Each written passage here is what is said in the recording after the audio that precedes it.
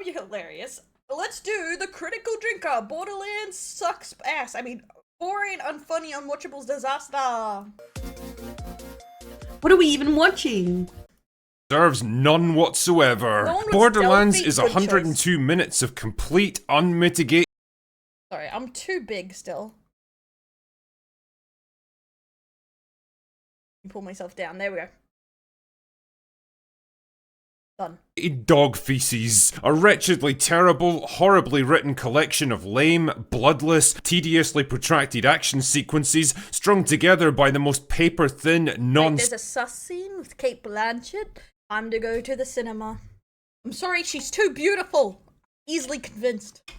nonsensical excuse for a plot revolving around a group of video with the Overlord chibi. There's a couple on there, but they're dimensional nobodies who barely even qualify as characters, played by some of the most laughably miscast actors in cinema, and relentlessly hammered home with appallingly bad CGI and forced, dated, cringe-inducing humour that's about as funny as a terminal cancer diagnosis. In short, it's an absolutely terrible film that shames the very concept of video game adaptations, somehow managing to feel rushed and oversimplified, but also sluggish and dull at the same time. A movie that barely lasted an hour and a half, but honestly felt like it would never. Like, looks like the bunny ears I got from like Movie World with my family.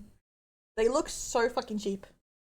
End. A movie that I've got the dubious honour of reviewing right here. So abandon all hope, ye who enter here, because we're about to venture into the living nightmare that is Borderlands. Yeah, it looks like it's so cleaned up for kids or something, but Borderlands is so not a kids franchise. Okay, so whatever passes for a plot centres around bounty hunter Lilith, played by a bored and embarrassed looking Kate Blanchett, who acts like she signed up for a completely different movie, but we'll talk more. Which, let's be honest, probably happened, because usually studios sign you up for movies, not always telling you what they're exactly gonna be like in the end.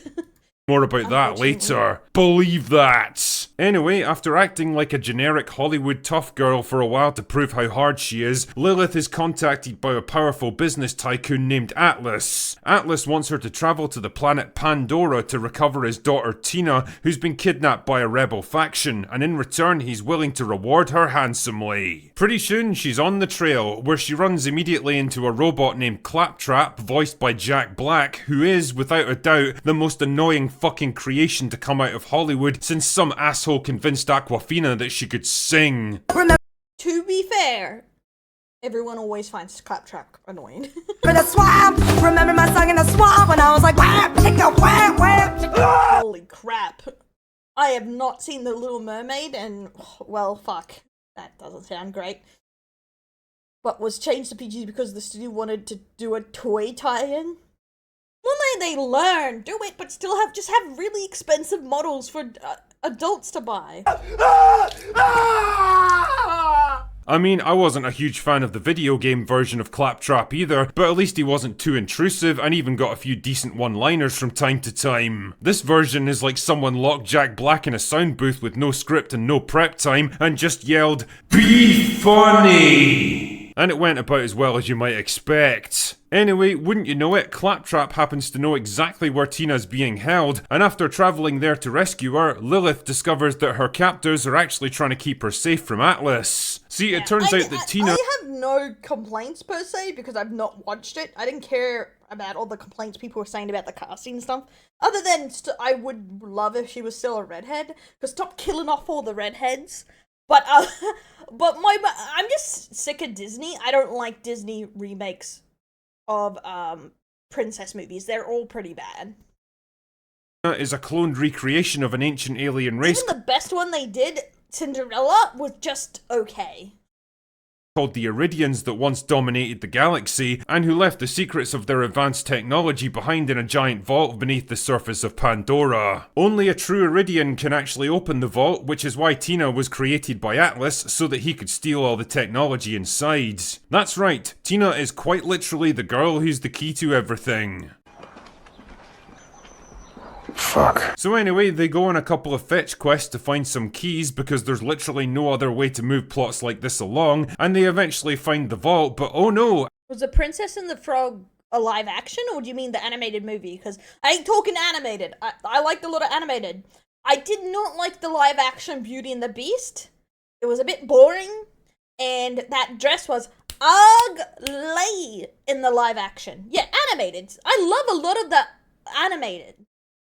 I don't like any of the live action almost, and I stopped watching most of them. Atlas shows up to crash the party. Who could possibly have predicted this? Then Lilith turns into a fire demon angel thing and kills all the bad guys because it turns out that she was actually the girl who's the key to everything all along. No way! And then she takes Atlas into the vault and leaves him there to get eaten by a monster. And that's it. That's whatever passes for a plot for Borderlands. You know, thinking about what to criticize in this movie makes me feel like Boogie at an all-you-can-eat restaurant. There's just so many options that I don't know where to begin. I mean, And yeah, agreed. What? No, Friedman, fight me! Fight me! I like Emma Watson, but her singing was weak! Weak, I say!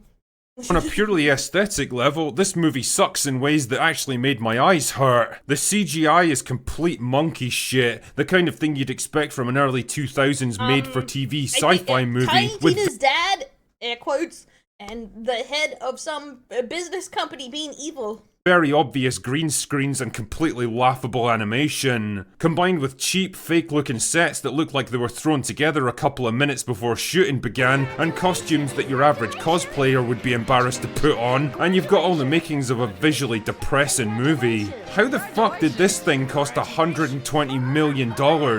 You could literally have made Godzilla Minus One 8 times over for the cost of this turd. The story, like I said earlier, feels like a paper-thin excuse for the next action scene. It's basically just a lot of people talk. I think Godzilla Minus One is okay, and it's a difference. It's not perfect. A lot of people act like Godzilla Minus One is the best thing on a low budget.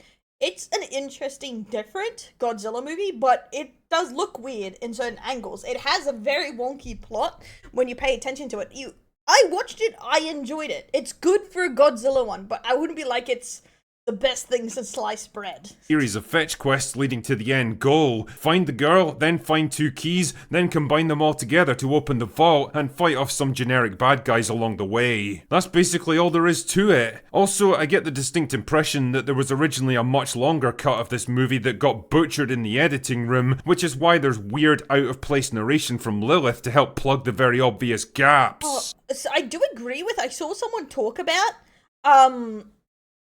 how, like, the narration sounds AI generated, and I have to agree with it. Like, the narration sounds so stale. Definitely up there with inspiring how budgeted. Yeah, exactly. It's not perfect, definitely. But I like what they were trying to do and the differences with the plot. Some parts were a little wonky, but I still enjoyed it. To be fair, I like Godzilla isn't exactly known for its, like, staggering, crazy, good storytelling or anything, but it's interesting.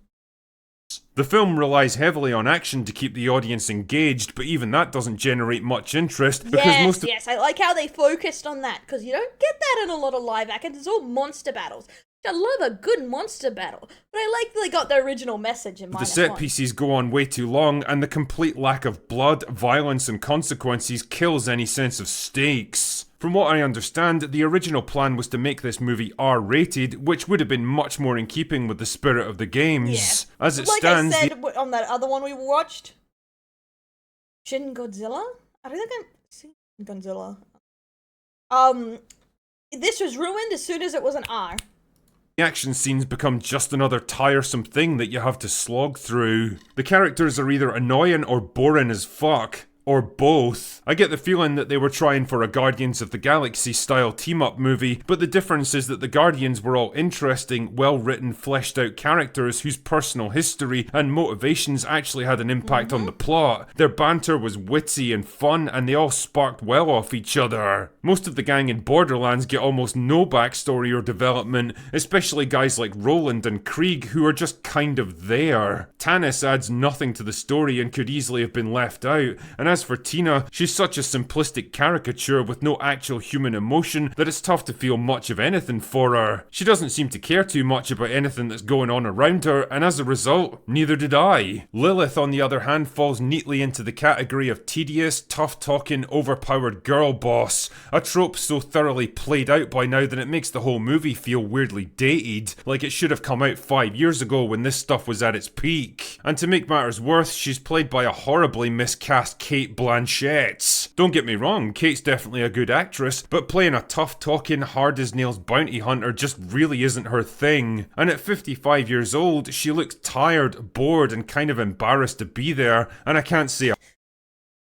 Oh yeah. To be fair, that's the problem. If we think the script's bad, imagine what the actors thought it was. It was a Fantastic Tours as its own thing. Yeah. Okay, I'll have to give it a look. I haven't, like, I'm more of a casual person with Godzilla. The Venom movies?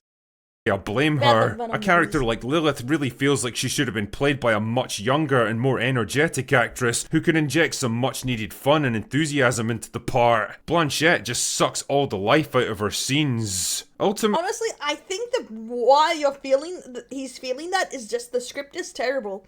Actors are just like us. If it's fucking shit, they're not gonna give it their A game because the script is dog shit.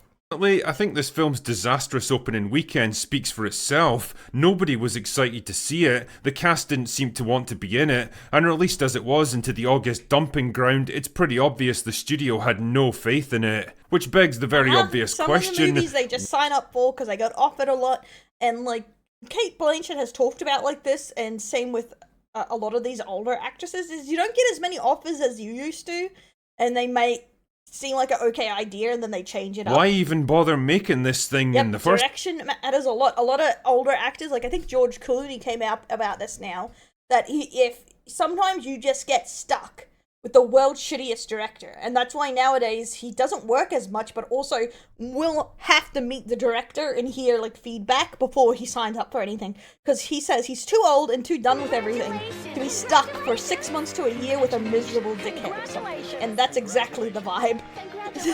Congratulations! First place. I don't know, and quite frankly, I don't fucking care. My only advice to you is don't waste your money on it. Anyway, that's all I've got for today. Go away now.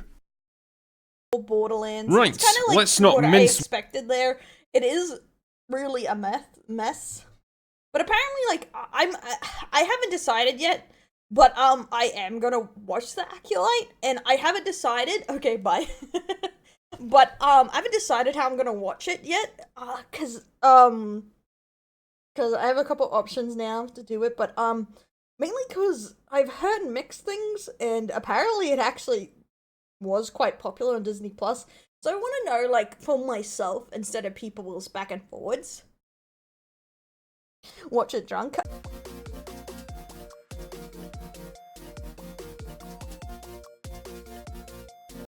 Okay, don't be alarmed, guys. Don't be alarmed. But I'm packing. For everyone else, don't be alarmed.